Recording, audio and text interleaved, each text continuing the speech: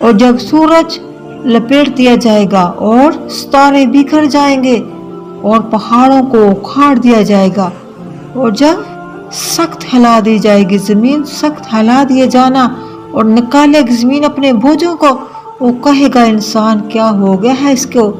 اس دن بیان کرے گی اپنی خبریں، بِأَنَّ رَبَّكَ أَوْحَىٰ لَهَا، بے شک تیرے رب نے وحی کی ہے اس کو۔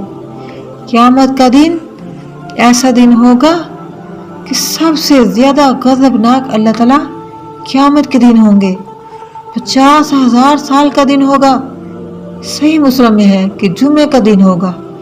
اسرافیل علیہ السلام ہر وقت تیار بیٹھے ہیں، اللہ کے حکم کا انتظار کر رہے ہیں کہ کب اللہ کا حکم ہو، کب اللہ کا اشارہ ہو، میں سور پھونکوں۔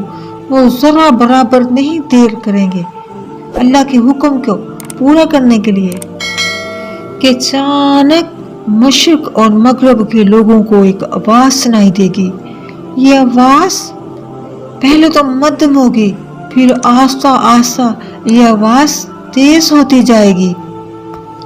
یہ آواز ایسی آواز ہوگی پہلے یہ آواز کبھی کسی نے نہ سنی ہوگی، اور بر وقت یعنی ایک وقت میں سب کو یہ آواز سنائی دے گی۔ جیسے جیسے یہ آواز اپنی شدت اختیار کر جائے گی، لوگ مرنا شروع ہو جائیں گے، جو جہاں کھڑا ہے وہی مر جائے گا۔ اور جیسے جیسے یہ آواز اپنی شدت اختیار کر جائے گی، سارا نظام درہم برہم ہو جائے گا کہ سورج لپیٹ دیا جائے گا اور ستارے بکھر جائیں گے اور آسمان پھٹ جائے گا۔ اذا السماء انفطرت، ہر جاندار چیز، بے جان چیز فنا ہو جائے گی، ختم ہو جائے گی، صرف اللہ ذوالجلال کی ذات باقی رہ جائے گی اور اللہ کا ارشاد بھی پورا ہو جائے گا۔ کل من علیہا فان ویبقی وجہ ربک ذو الجلال والاکرام۔ پھر اللہ فرمائیں گے این الجبار این المتکبر، دنیا میں جبار کہاں ہے، متکبر کہاں ہے، آج کے دن کا بادشاہ کون ہے؟ خاموشی چھا جائے گی، سناٹا چھا جائے گا، کوئی جواب نہیں دے گا، صرف اللہ ذوالجلال خود ہی ارشاد فرمائیں گے پھر میں ہوں دنیا کا بادشاہ۔ کہاں ہے دنیا کے متکبر، جبار؟ طویل مدت تک خاموشی اور سناٹا چھا جائے گا اور طویل مدت ایسے ہی گزر جائے گی، پھر اللہ نئے سرے سے زمین اور آسمان بنائیں گے۔ نئی زمین چٹیل اور ہموار ہوگی، اللہ رب العزت اپنے نور سے اسے روشن کر دیں گے۔ پھر انسانوں کو دوبارہ پیدا کرنے کے لیے آسمانوں سے بارش نازل ہوگی۔ یہ بارش 40 دن برستی رہے گی، جس کی وجہ سے ہر انسان کی ریڑھ کی ہڈی سے پورا انسانی ڈھانچہ تیار ہو جائے گا۔ اس کے بعد اسرافیل علیہ السلام کو دوسری مرتبہ سور پھونکنے کا حکم دیا جائے گا، جس سے لوگ اٹھ کھڑے ہوں گے، تمام لوگ ننگے جسم ننگے پاؤں ہوں گے، کسی نے بھی کوئی لباس نہ پہنا ہوگا، نہ کوئی جوتا وغیرہ پہنا ہوگا، بالکل ننگے۔ امی عائشہ کو جب یہ بات پتہ چلی تو امی عائشہ نے آپ سے پوچھا کہ کیا ہم ننگے ہوں گے تو کوئی کسی کو نہیں دیکھے گا؟ آپ نے فرمایا ایسی افراتفری پڑی ہوگی کہ کوئی کسی کو نہیں دیکھے گا، سب کو اپنی اپنی پڑی ہوگی۔ سب سے پہلے آپ صلی اللہ علیہ وسلم اپنی قبر مبارک سے اٹھیں گے، اس کے بعد حضرت عیسیٰ علیہ السلام اور دیگر انبیاء، شہداء اور پھر اہل ایمان اٹھیں گے، پھر فجار یعنی مشرکین اٹھیں گے، اور قبروں سے ہر کوئی اپنے اپنے اعمال کے مطابق اٹھے گا۔ کوئی پیدل ہوگا اور کوئی سوار ہوگا، کوئی ایک اونٹ پہ ہوگا، کوئی ایک اونٹ پہ 10 لوگ ہوں گے، اور کچھ لوگ ایسے ہوں گے کہ جن کے پیچھے آگ لگی ہوں گی، اور جب وہ چلتے جائیں گے ان کے پیچھے آگ بھی چلتے جائیں گی، مطلب وہ دوڑتے ہوں گے تو ان کے پیچھے آگ بھی دوڑیں گی، اگر وہ رک جائیں گے تو وہ آگ بھی رک جائیں گی۔ اور کچھ لوگ جو متکبر ہوں گے چونٹیوں کی صورت میں ہوں گے اور لوگ ان کو رونتے ہوئے جائیں گے، اور کچھ لوگ پیدل ہوں گے، اور کچھ لوگ سر کے بال ہوں گے، یعنی اپنے اپنے اعمال کے مطابق قبروں سے نکلیں گے۔ یہ سارے لوگ اپنے اپنے اعمال کے مطابق میدان حشر میں جمع ہوں گے، اور جب ساری مخلوق جمع ہو جائے گی تو اعلان ہوگا، مجرموں آج کے دن تم الگ ہو جاؤ، کافر الگ ہو جائیں، یعنی کہ سب گروہ گروہ میں تقسیم الگ الگ ہو جائیں گے، اور سورج 1 میل کے فاصلے پر ہوگا، اور زمین اتنی زیادہ گرم ہو جائے گی، اتنی زیادہ تپش پیدا کر دے گی، کہیں بھی کوئی سایہ نظر نہیں آئے گا۔ آج سورج کا فاصلہ 9 کروڑ 30 لاکھ میل پر ہے، تو ہم اس کی گرمی برداشت نہیں کر سکتے، کل کو وہی سورج 1 میل پہ تو اس کی کتنی گرمی ہوگی۔ کچھ لوگ ایسے ہوں گے کہ ان کا پسینہ ٹکنوں تک ہوگا، اور کچھ ایسے ران تک، اور کچھ اپنے پسینے میں ڈبکیاں کھا رہے ہوں گے، یعنی اپنے اپنے اعمال کے مطابق، جس طرح کے جو بھی اعمال ہوں گے اس کے مطابق وہ پسینہ بھی آئے گا۔ لوگ پیاس اور بھوک کی شدت میں کھڑے ہوں گے، گھبرائے ہوئے ہوں گے، اور اس کے بعد وہ حضرت آدم علیہ السلام کے پاس جائیں گے۔ وہ حضرت آدم علیہ السلام سے کہیں گے کہ آج کے دن تم ہماری سفارش کر دو۔ حضرت آدم علیہ السلام کہیں گے کہ آج کے دن میرا رب بہت غصے میں ہے، اس سے پہلے نہ کبھی تھا نہ ہوگا۔ حضرت آدم علیہ السلام ان سے کہیں گے کہ تم نوح علیہ السلام کے پاس جاؤ۔ وہ نوح علیہ السلام کے پاس جائیں گے تو نوح علیہ السلام بھی ان سے یہی بات کریں گے جو حضرت آدم علیہ السلام نے کہی۔ پھر حضرت نوح علیہ السلام ان سے کہیں، وہ ابراہیم علیہ السلام کے پاس جائیں گے تو ابراہیم علیہ السلام بھی ان سے یہی بات کہیں گے جو حضرت نوح نے اور حضرت آدم نے کہی تھی۔ پھر حضرت عیسیٰ علیہ السلام کے پاس جائیں گے اور حضرت عیسیٰ علیہ السلام بھی ان کو جواب دیں گے اور کہیں گے کہ تم حضرت محمد صلی اللہ علیہ وسلم کے پاس جاؤ۔ وہ آپ صلی اللہ علیہ وسلم کے پاس آئیں گے اور کہیں گے کہ اللہ کے رسول، آپ کے تو اگلے پچھلے سارے گناہ معاف کر دیے گئے ہیں، آج کے دن ہماری شفاعت کر دو اور ہماری حالت دیکھو کیا ہو گئی ہے۔ تو آپ صلی اللہ علیہ وسلم فرمائیں گے، آج کے دن میں ہی لائق ہوں، سفارش کے قابل بھی میں ہی ہوں۔ چنانچہ آپ صلی اللہ علیہ وسلم مقام محمود یعنی میدان حشر سے شفاعت کے بلند ترین مقام محمود تک پہنچا دیے جائیں گے، اور مقام محمد جنت کے عرش کے نیچے ہوگا۔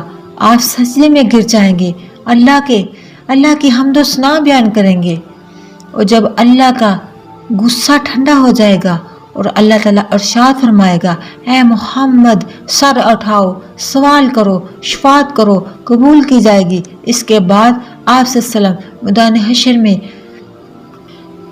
میدان حشر میں آئیں گے۔ اس کے بعد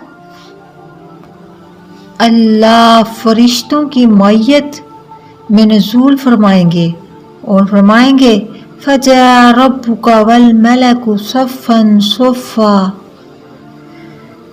8 فرشتے اللہ کے عرش کو تھامے ہوئے ہیں، عدالت الہی قائم ہو جائے گی اور فرشتوں کو حکم ہوگا کہ ان کے اعمال نامے تقسیم کر دیے جائیں۔ اہل ایمان کو سامنے کی طرف سے دائیں ہاتھ میں اعمال نامہ دیا جائے گا، اور جو مشرکین ہیں ان کو بائیں طرف سے یعنی کہ پیچھے کی طرف سے بائیں ہاتھ میں اعمال نامہ دیا جائے گا۔ اس کے بعد سوال و جواب کا سلسلہ شروع ہو جائے گا۔ دنیا میں انسان نے جو بھی کیا ہوگا وہ سب کچھ اس کے سامنے آ جائے گا۔ ماضی میں جو کچھ بھی وہ بھول بیٹھا ہوگا وہ سب کچھ اسے یاد آ جائے گا. ایک ذرہ ذرہ نیکی اس نے کی ہوگی وہ بھی ادھر لکھی ہوگی, اور ایک ذرہ ذرہ گناہ کیا ہوگا وہ بھی اس کے سامنے آ جائے گا, اور اس کو سب کچھ یاد آئے گا کہ دنیا میں اس نے کیا کیا کیا تھا. ہر چیز درج ہوگی, کوئی بھی چیز چھپی نہ رہ جائے گی. جو بھی دنیا میں کیا ہوگا سب کچھ اس کتاب میں لکھا ہوگا اور وہ دیکھ لے گا. اور مشرکین کہیں گے اللہ ہمیں دنیا میں صرف ایک بار بھیج دے, ہم بہت سارے نیکیاں کر کے آئیں گے. لیکن اس وقت چانس ختم ہو جائے گا. یہ دن ایسا دن ہوگا کہ ہر کوئی کسی سے دور بھاگے گا کہ کہیں یہ مجھ سے نیکی نہ مانگ لے. ماں جو اپنی بیٹی سے اتنا پیار کرتی ہے اور بیٹی جو اپنی ماں سے اتنا پیار کرتی ہے وہ بھی ایک دوسرے سے دور بھاگیں گے کہ ہم سے نیکی نہ مانگ لے. ایک نیکی کم پڑ گئی نا تو کوئی کسی کو نہیں دے گا, وہ اسے بھاگے گا. ماں باپ سب کچھ وہ بلا دیں گے, اپنی اپنی پڑی ہوں گی. ایسا دن ہوگا. اور سب سے جو مشکل اور آخری مرحلہ وہ پل صراط پہ گزرنا ہے. آخری پل صراط پہ ہر آدمی کو پل صراط پر گزر کر ہی جنت اور جہنم میں جانا ہوگا. پل صراط بال بال اس سے بھی زیادہ باریک اور تلوار سے بھی زیادہ تیز, جسے جہنم کے اوپر رکھا جائے گا. لوگوں کو اس سے یعنی کہ اس کے اوپر سے گزرنے کا حکم دیا جائے گا. گزرنے سے پہلے پورے میدان حشر میں تاریکی چھا جائے گی, یعنی کہ ہر انسان کو اپنے ایمان اور عقیدے کے مطابق نور دیا جائے گا, مطلب روشنی دی جائے گی. ہر کسی کی اپنے اعمال کے مطابق اپنا اپنا نور اور اپنی اپنی روشنی ہوگی. اور اہل ایمان کو 2 نور کی بشارت دی جائے گی اور بعض کو 1 دی جائے گی. اور بعض اہل ایمان بجلی کی تیزی کی طرح پل صراط عبور کر لیں گے یعنی گزر جائیں گے, اور بعض لوگ ہوا کی تیزی کے ساتھ گزر جائیں گے, اور بعض تیز رفتار گھوڑوں کی طرح, اور بعض اونٹوں کی رفتار سے, بعض دوڑتے ہوئے اور پیدل, اور بعض لوگ ایسے ہوں گے جو گرتے ہوئے ٹھوکریں کھاتے ہوئے زخمی ہو کر عبور کریں گے, اور بعض لوگ تو پھر گزر جائیں گے اور بعض کو وہ سارے گزر جائیں گے, تھوڑا سا رہ جائے گا اور جہنم میں گر جائیں گے, اور بعض تھوڑے ہی چلیں گے تب جہنم میں گر جائیں گے. یعنی اپنے اپنے اعمال اور روشنی سے کے مطابق جہنم میں جنت میں جائیں گے. یعنی کہ جو لوگ دنیا میں جو بھی نیکیاں کرتے رہے اس کے مطابق وہ اپنا راستہ عبور کر لیں گے, اور قربانی کے جانور سواریوں کا کام دیں گے. اب ہم قربانی کرتے ہیں نا تو سواریاں ان پر کی جائیں گی, مطلب کہ صحت مند جانوروں کی قربانیاں کرو, اور پل صراط پر وہی قربانیاں آپ کی سواریاں ہوگی. پل صراط سے گزرنے کا منظر اتنا ہولناک ہوگا کہ کسی کی زبان سے کوئی الفاظ نہیں نکلیں گے.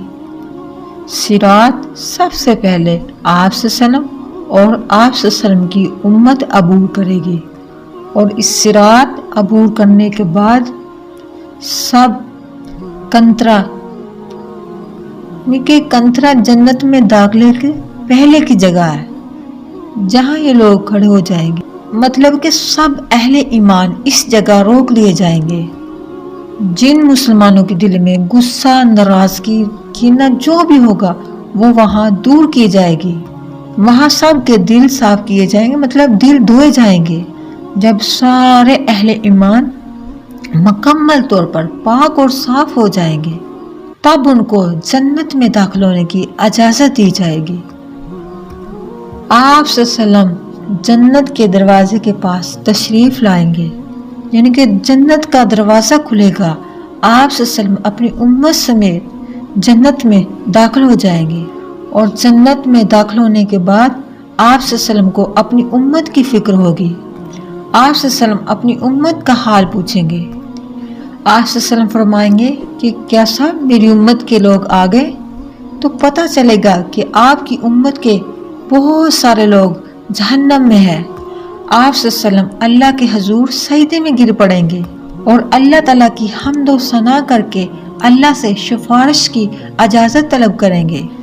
طویل مدت سجدے میں گزارنے کے بعد حکم ہوگا کہ اے محمد صلی اللہ علیہ وسلم جاؤ، آپ کی امت کے دل میں جس کے دل میں ذرا برابر بھی، رائے کے دانے کے برابر بھی ایمان ہے، ان کو جہنم سے نکال کر جنت میں لے آؤ۔